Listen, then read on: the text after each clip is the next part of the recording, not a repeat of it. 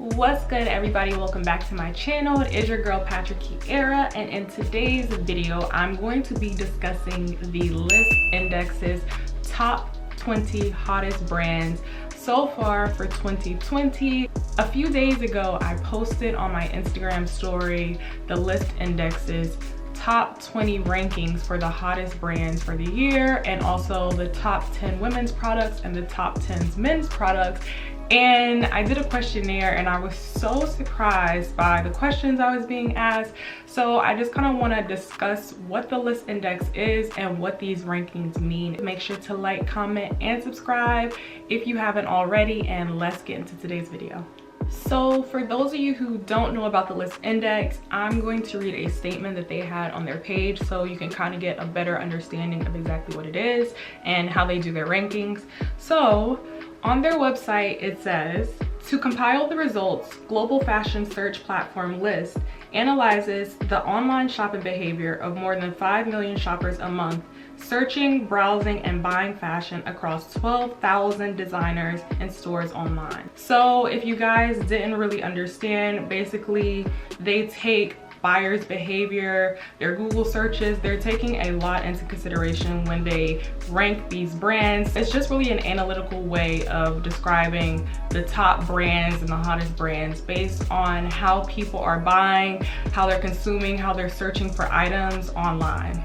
I should also mention that the Lyst Index is recorded every quarter. So every 3 months there is a new ranking posted, new products that are posted. So every 3 months or so they post a new ranking. The ones that we're going to be discussing are going to be Q4 from 2019, so that you guys can kind of see how that correlates with Q1 of 2020. Before I read off all the questions and the comments that I received on Instagram, I'm going to post the top 20 rankings list so that you guys can see the top 20 brands for Q1 of 2020.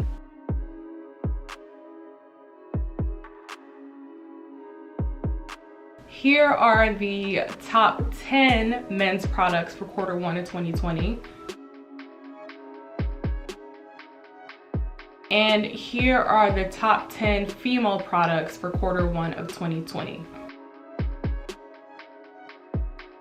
So now I'm going to go over a few of the questions that were asked on my Instagram so that you guys can kind of have an idea of where people's minds were.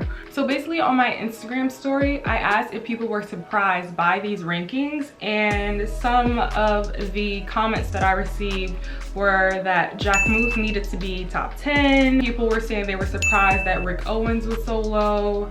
A lot of people said that Nike seems to be out of place next to the other top 5. A really good comment that I received was, in my opinion, 1 out of 10 is all hype right now, and most of 11 through 20 brought the better designs and concepts, which I can kind of agree with. Let's just get into it and I'll show you guys everything. So first I want to go over Q4 of 2019 and go through the top 5 brands so that you guys can kind of have like an idea of how they went from that to the Q1 list for 2020. The top 5 brands for Q1 in 2019 include Off-White at number 1, number 2 Gucci, number 3 Balenciaga, number 4 Moncler, and number 5 Versace.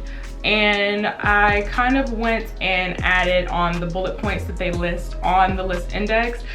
They give like 3 bullet points to kind of talk about what exactly that brand did in that quarter. That can kind of, I guess, kind of like back up why the rankings are what they are. In Q4 of 2019, Off-White unveiled a new logo on Instagram. They announced a new store in Miami, and photos were released of Hailey Bieber's Off-White wedding dress. If you guys didn't see her wedding dress, it was insane. Like, it had pearl embellishments of Off-White logos mixed in with like traditional pearl embellishments in a wedding gown. Her veil said I forgot what her bill said. I'll insert a photo so that you guys can see it, but it basically said like till death do us part or something like that, but it has the quotation marks, so it still has that signature off-white symbolism in it while at the same time being incorporated into a wedding dress. It was super dope. That also offers off-white some exposure. In this quarter, this wedding dress was probably one of the major things that occurred, along with the new logo that they had on Instagram. For Gucci, it said that Gucci launched these Gucci Pin pop-up stores, which is like an interactive holiday shopping experience that they released in 5 stores worldwide. They also announced the CEO Carbon Neutral Challenge. And we all know that these brands nowadays are trying to be very sustainable because they are catering to a younger demographic as the time goes on and as that demographic grows. And a lot of people who are shopping now are all about sustainability, especially when it comes to these ready-to-wear brands or just these luxury fashion houses. So I think that that is why they decided to do that. And they also collaborated with Harry Styles on album merchandise. So they had a release of t-shirts, and if you purchased this limited edition shirt, then it came with a digital copy of Harry Styles' album, and I think it was $75. So I think this was a great marketing tool for Gucci to do. So yeah, I think that's why they're number 2. Balenciaga unveiled a latest World Food Program collaboration products. They launched the new Hourglass bag, which was super popular. I'm sure that you guys have seen it. And I actually went into the Balenciaga store last summer when they had a type of hourglass bag. They said that it was supposed to represent like the Eiffel Tower, the way that the arch is in the bag, which I thought was super cool. And then another thing is that they dressed Emma Watson at the Little Women premiere. And honestly, I can't say that I liked how this outfit was dressed, but these are the reasons that they listed on the Lyst Index's website for Balenciaga's ranking. Moncler, which came in at number 4. The CEO, Remo Ruffini, named Business Leader of the Year at the Fashion Awards, which is a huge honor, honestly. They opened a new flagship store in Munich, Germany, and they launched a carbon neutral jacket made of plant-based materials. And like I'm telling you guys, those sustainable projects are really like a key point. They're like a pot of gold for these luxury houses nowadays, because the younger audience is now getting older and they're shopping at these luxury design houses because they are securing jobs now, so they have to cater to this new demographic. It's super important. And the last ranking for quarter 4 2019 in the top 5 was Versace, and Versace launched a holiday saga campaign that was by artist Sarah Baker. Jennifer Lopez wore the jungle dress on Saturday Night Live, and they dressed Lizzo for the cover of British Vogue. So these are the top 5 brands for the quarter 4 of 2019. And now we're gonna get into what really matters, which is quarter 1 for 2020. So in quarter 1 2020, the top 5 include Off-White, Balenciaga, Nike, Gucci, and Prada. Gucci, Louis, Fendi, Prada. All right, so we're gonna start with Off-White, which came in number 1, and I believe that this is actually Off-White's 4th consecutive time being ranked number 1 for the Lyst Index.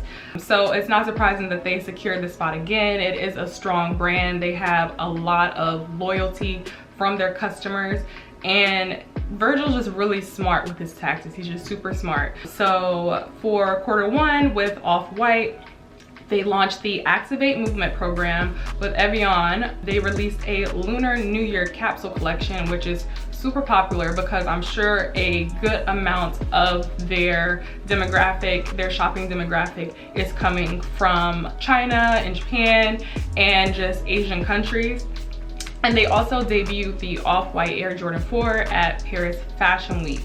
And if you guys haven't seen the Off-White Air Jordan 4, super fire and also so desirable. So any of these collabs that Off-White is doing is just going insane with Nike. It's just really blowing up.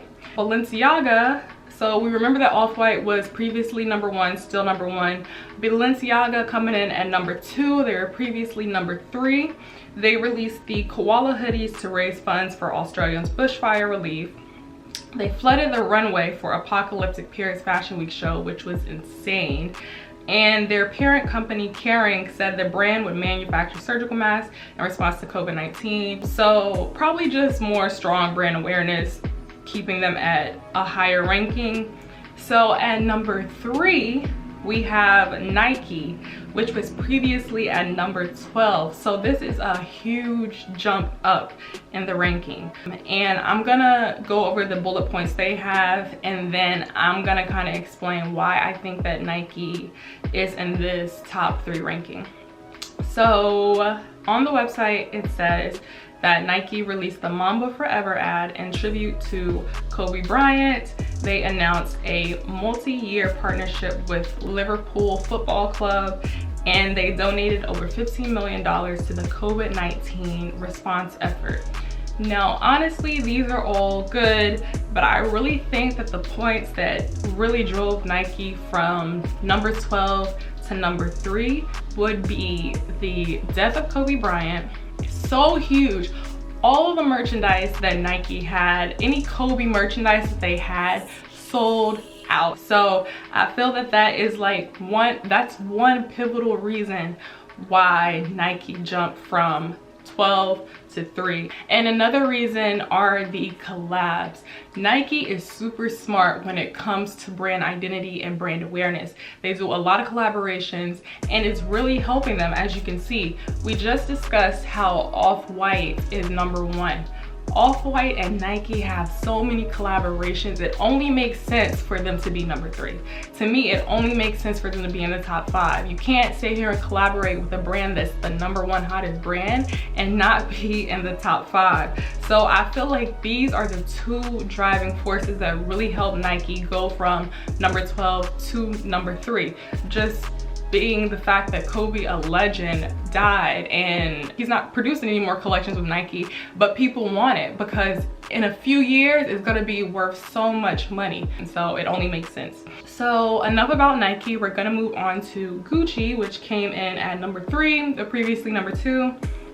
They reported a 10% revenue growth for the previous quarter. They released a Mickey Mouse collection for Chinese New Year, which was actually super cute, and they pledged to donate 2 million euros in response to COVID-19. And coming in at #5 for Q1 of 2020 is Prada, which was previously #7. And I think that the first bullet point is one of the reasons that it moved up in the rankings, and that would be because Raf Simons joined Prada as co-creative director, and we all know that Raf is a legend. Like, he has such a cult following. They're gonna go wherever he goes. So I feel like that is the reason why Prada moved up, just based on that announcement. They also partnered with UNESCO on an education program and funded 2 new ICUs in 3 of Milan's hospitals in response to COVID-19. So those are the top 5 for quarter 2020. I would like to hear what you guys think about these rankings, and if you think that these points that I listed are the driving forces, or if there are other forces that kind of drove the rankings for Q1 of 2020. So I heard a lot of people saying that they didn't understand why Jacquemus wasn't in the top 10, like he should be in the top 10, top 10, top 10. But honestly, you have to understand that this ranking is based on thousands of designers, and Jacquemus he has strong brand identity, won brand of the year, but the thing is, there are a lot of other brands that are stronger than Jacquemus right now. In my opinion, I feel that these other 10 brands, you have Versace, you have Valentino, you have Moncler, you have Balenciaga, like you have these brands that are so well established that Jacquemus he just happens to fall at 15, but he is moving up. So, you know, as brands continue to grow their identity, he's also a newer brand. So these other brands, maybe Nike, Gucci, Moncler, Versace, they're all like, they've been around for a while. Off-White is just a hype thing, you know? So you have your hype beasts and you have your high fashion people who are interested in off-white, versus you're not gonna have hype beasts interested in Jacquemus. At least not right now. I haven't seen it. Honestly, I just feel like Jacquemus will move up as the time goes on, but there are just some brands that are stronger, and it's just how it is. Like, if you have Versace and you compare Jacquemus, you have Gucci, you compare Jacquemus. Jacquemus is on its way, but it's not as strong as those brands are. Another thing that I was seeing is that a lot of people were wondering why Rick Owens was not higher on the list. But once again, like I said, these brands are being ranked out of thousands of other brands. So it's just, he was previously number 28 in Q4 of 2019, and he moved to number 20 in Q1 of 2020. So also, once again, he's moving up, but I just feel like he has like a very specific following. He's definitely becoming more popular among like hype beasts, because you know, we have Kim, Kanye, and all of these people wearing it. I just think it's just based on the fact, it's a very strong brand, but I think it's just based on the fact that he has a specific demographic. So if you're catering to all demographics, then you have to look at Off-White. Off-White has clothes that cater to all demographics, shoes that cater to all demographics. Everything just caters to all demographics, and I feel like with Rick Owens, it's just a more specific following, so it's not going to be as large when it comes to what people are looking for and what people are shopping for. Also, Off-White is just, it's those collaborations just making them really undefeated. I feel like those Nike collaborations with Off-White are really making them undefeated. Yes, people love the original Off-White shoes and original Off-White clothes, but it's something about those collaborations that just drive people insane. So those are all of the brands from the Lyst Index. I hope that I explained that properly. If you guys want, you can visit the Lyst Index to look at these rankings yourself. I will leave a link down below. And that is the end of this video. I hope that you guys enjoyed this video this week. If you guys have any questions, you can leave them down in the comment section below, or you can DM me on Instagram at PatrickKeyEra. It is up to you, whatever you want to do. But I hope that you guys enjoyed this video, and I will see you next week in my next video. So peace.